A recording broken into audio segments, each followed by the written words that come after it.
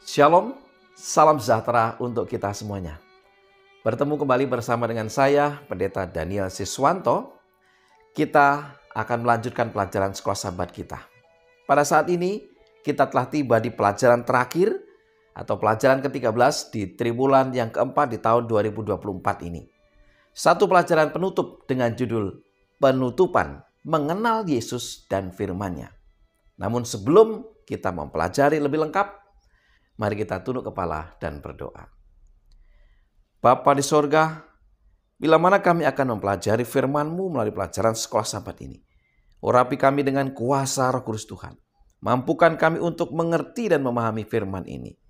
Berkati pemirsa dimanapun mereka berada. Terima kasih Tuhan, dalam nama Yesus kami berdoa. Amin.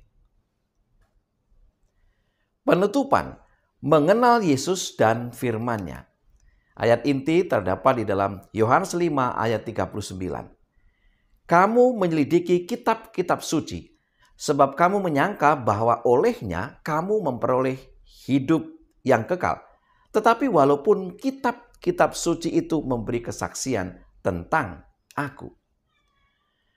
Injil Yohanes, seperti Injil Markus, diakhiri dengan pertemuan di Galilea. Pelajaran terakhir tentang Yohanes ini membahas tentang bagaimana kita mengenal Yesus dan firman Allah, sebuah konsep yang mengalir di sepanjang Injil keempat. Poin penting yang kita peroleh dapat menolong kita untuk bergerak lebih dari sekedar mengenal Yesus, tetapi juga untuk mengenalnya dengan lebih baik dan lebih dekat lagi tinggal di dalam Dia dan di dalam firman-Nya. Bagaimana pelajaran ini selengkapnya? Di pelajaran hari Minggu dengan judul Pertemuan di Galilea. Beberapa kali setelah Yesus menampakkan diri kepada para murid pasca kebangkitan, Petrus mengajak beberapa temannya kembali untuk menangkap ikan, namun sepanjang malam mereka tidak menangkap apa-apa. Yohanes 21 ayat 2 sampai dengan 3. Tetapi pada pagi itu, Yesus menampakkan diri lagi kepada murid-muridnya dengan membuat mukjizat menangkap ikan dalam jumlah besar dan kemudian memberi makan sarapan kepada murid-muridnya. Kemudian, Yesus mengajukan 3 pertanyaan kepada Petrus, semuanya tentang kasih kepada gurunya. Yohanes 21 ayat 15. Sesudah sarapan, Yesus berkata kepada Simon Petrus, "Simon, anak Yohanes, apakah engkau mengasihi aku lebih daripada mereka ini?" Jawab Petrus kepadanya, "Benar Tuhan, engkau tahu bahwa aku mengasihi engkau." Kata Yesus kepadanya, "Gembalakanlah domba-dombaku." Beberapa orang mencatat bahwa Yesus menggunakan kata kerja agapao yang berarti mengasihi dalam menanyai Petrus, kecuali pada saat terakhir. Dan Petrus selalu menjawab dengan phileo, yang berarti mengasihi tetapi hanya sebagai teman. Indikasinya adalah bahwa Petrus belum mencapai jenis kasih yang lebih tinggi. Sebenarnya tanggapan Petrus terfokus pada kerendahan hati. Dengan kegagalan Petrus yang pernah ia alami sebelumnya, kemungkinan besar ia dengan rendah hati menggunakan istilah lebih rendah, tidak berani menuntut terlalu banyak untuk dirinya sendiri.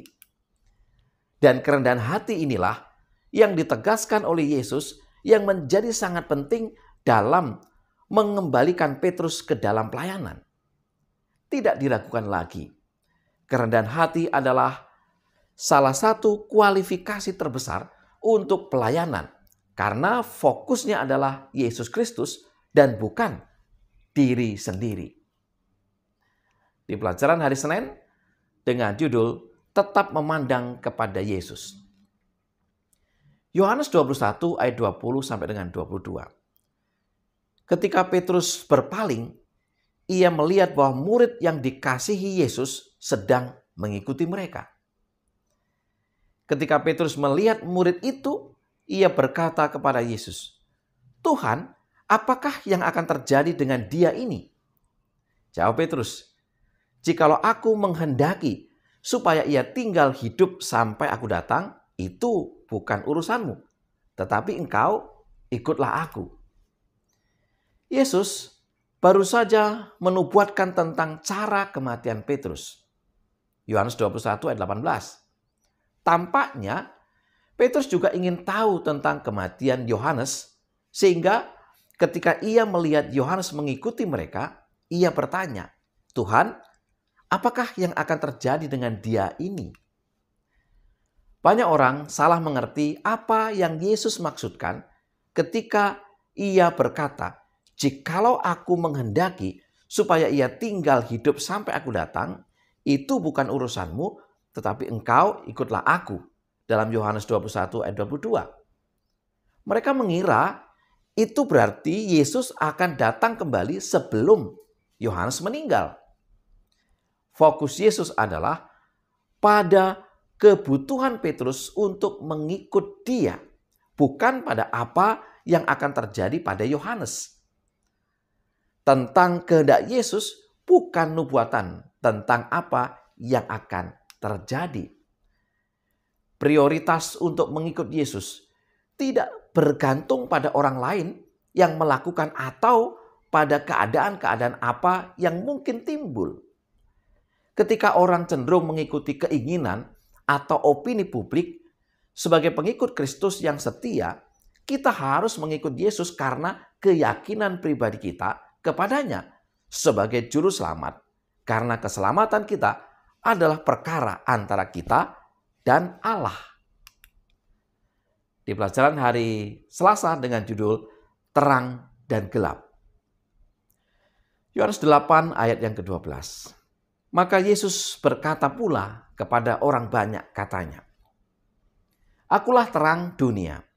Barang siapa mengikut aku, ia tidak akan berjalan dalam kegelapan, melainkan ia akan mempunyai terang hidup. Dunia berada dalam kegelapan. Dunia menjauhi terang dan tidak dapat dengan sendirinya menemukan jalan menuju Allah yang sejati, Allah yang pribadi dari penciptaan, penyataan, dan penebusan. Hanya melalui Yesus kita dapat benar-benar mengenal Allah dan menemukan jalan menuju Allah. Yohanes 1 ayat 18. Mereka yang tidak berdiri di dalam kebenaran berbicara dari sumber daya mereka sendiri. Mereka melihat makna sebuah ayat hanya dari sudut pandang manusia. Sebaliknya, kita harus menerima bahwa Kristus sebagai terang dunia dan mengikutinya dalam menafsirkan firman-Nya. Iblis berbicara dari sumbernya sendiri. Yohanes 8 ayat 44. Jika kita tidak berhati-hati dan tidak berserah dalam iman dan penurutan kepada Allah, kita berada dalam bahaya melakukan hal yang sama. Membaca ayat kitab suci hanya berdasarkan keinginan, kehendak, dan perspektif kita sendiri. Yang mana hal ini jauh lebih mudah dilakukan daripada yang kita sadari, maka kita akan berada dalam kegelapan rohani. Di pelajaran hari Rabu dengan judul Teologi dari Atas atau Teologi dari Bawah. Yohanes 4 ayat 46 sampai dengan 48. Maka Yesus kembali lagi ke Kana di Galilea, di mana ia membuat air menjadi anggur. Dan di Kapernaum ada seorang pegawai istana, anaknya sedang sakit. Ketika ia mendengar bahwa Yesus telah datang dari Yudea ke Galilea, pergilah ia kepadanya lalu meminta supaya ia datang dan menyembuhkan anaknya, sebab anaknya itu hampir mati.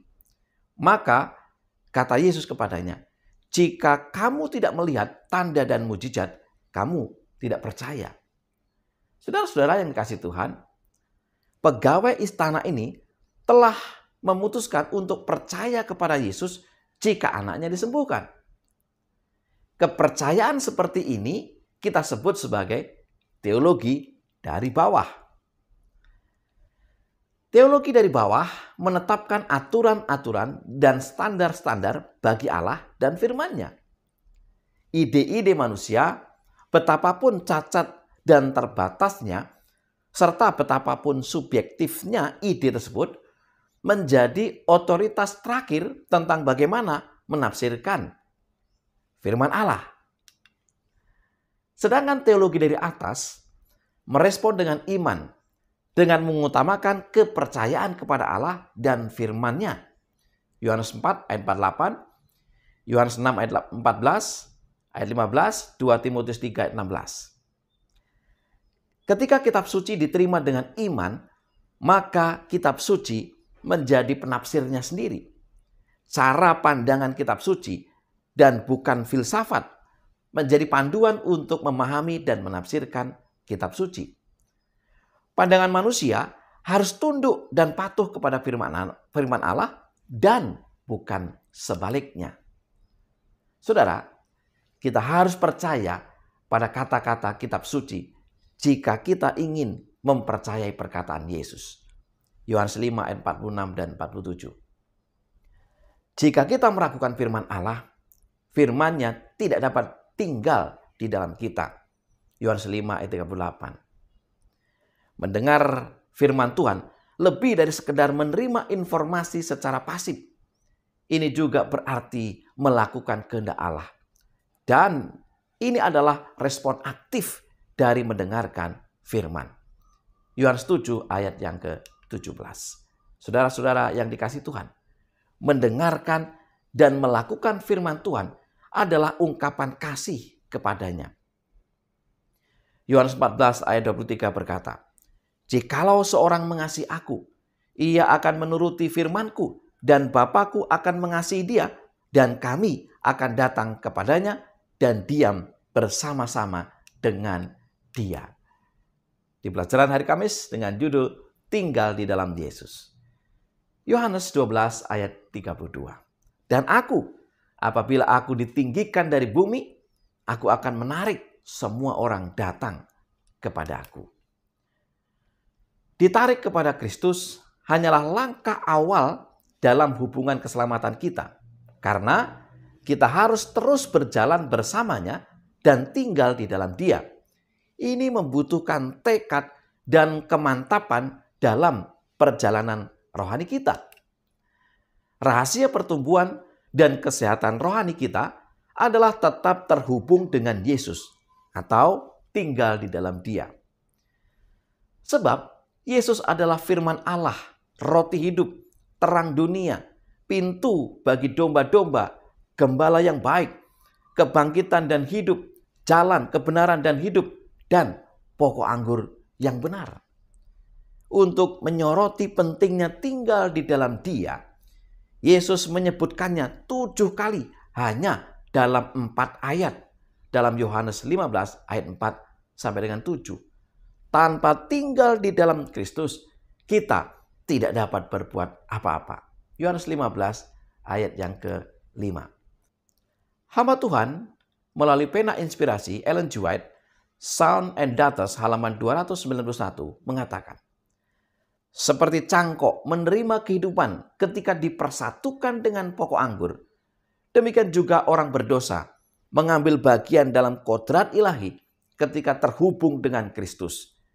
Manusia yang terbatas dipersatukan dengan Allah yang tak terbatas. Ketika dipersatukan demikian, firman Kristus tinggal di dalam kita dan kita tidak digerakkan oleh perasaan yang berubah-ubah, tetapi prinsip yang hidup dan tetap." Saudara-saudara yang dikasihi Tuhan, sebagai kesimpulan pelajaran sekolah sahabat kita, yang pertama, kerendahan hati adalah salah satu kualifikasi terbesar untuk pelayanan karena fokusnya adalah Yesus Kristus dan bukan diri sendiri. Yang kedua, prioritas untuk mengikut Yesus tidak bergantung pada orang lain yang melakukan atau pada keadaan-keadaan apa yang mungkin timbul. Yang ketiga, apabila kita membaca ayat kitab suci hanya berdasarkan keinginan, kehendak, dan perspektif kita sendiri, maka kita akan berada dalam kegelapan rohani. Yang keempat, ketika kitab suci diterima dengan iman, maka kitab suci menjadi penafsirnya sendiri karena pandangan manusia harus tunduk dan patuh kepada firman Allah. Yang kelima, rahasia pertumbuhan dan kesehatan rohani kita adalah tetap terhubung dengan Yesus, tinggal di dalam Dia. Inilah pelajaran Sekolah Sahabat yang bisa saya bagikan pada pekan ini. Pekan terakhir dari triwulan keempat atau di tahun 2024. Kita akan bertemu di pelajaran yang baru, di tahun yang baru. Mari kita tunduk kepala dan berdoa. Bapa di surga, Allah yang berkemurahan, kembali kami mohon agar kuasa Roh Kudus Tuhan mengurapi kami, memberikan hikmat, akal budi, dan pengertian, sehingga ketika kami mempelajari akan firman Tuhan melalui Sekolah Sahabat ini, kami mengerti, kami memahami, dan kami menjadi pelaku firman.